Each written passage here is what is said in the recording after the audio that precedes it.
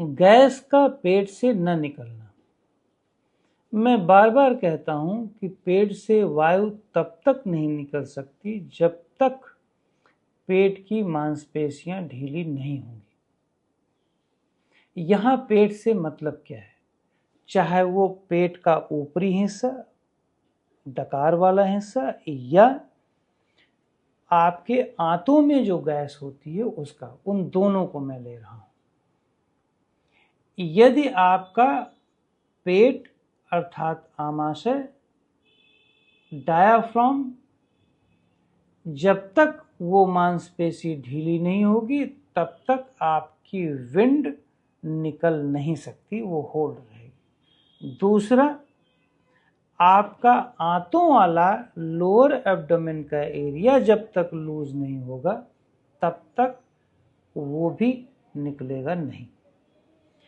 लेकिन ध्यान दो, एब्डोमिनल मांसपेशी या एब्डोमिनल मसल्स जब तक लूज नहीं होगा, ढीला नहीं होगा, तब तक गैस नहीं निकल सकती। एब्डोमिनल मसल्स तब तक ढीली नहीं होगी जब तक उन मांसपेशियों को मन ढीला नहीं छोड़ेगा, क्योंकि एब्डोमेन को तो टाइट करने का मन होता नहीं, उसके अंदर स्वभाव नहीं है, वो लूज है, वो ढीला है, आप उसे टाइट करते हो। तो जब तक आप नहीं, आपका मन उसे ढीला नहीं करेगा तब तक वो ढीला हो नहीं सकता। और मन तब तक ढीला नहीं छोड़ेगा जब तक मन को ये पता नहीं चले कि मैंने उसे टाइट कर रखा।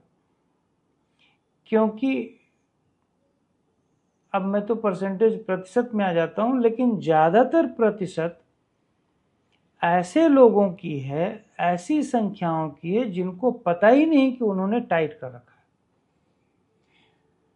आप उनसे बोले कि आपने पेट को खींच रखा है तो उनको कहना होता है कि नहीं, मैंने खींच नहीं रखा है, लेकिन एक्चुअली वे खींच रहे होते हैं। इवन की ब्लोटिंग जिनको होती है, वो ब्लोटिंग के समय भी अपने पेट को खींच लेते हैं। यदि वहीं पर वो ढीला कर दें तो धीरे धीरे गैस नीचे से डाउनवर्ड हो जाए उसी समय। तो इस खिंचाव को समझने के लिए महीनों और वर्षों लग जाते हैं कि हाँ, मैंने ही खींचा है। तो ध्यान दो, एब्डोमेन की मसल को तब तक लूज नहीं कर सकते जब तक हमें पता न चल जाए कि हमने उसे खींच रखा है।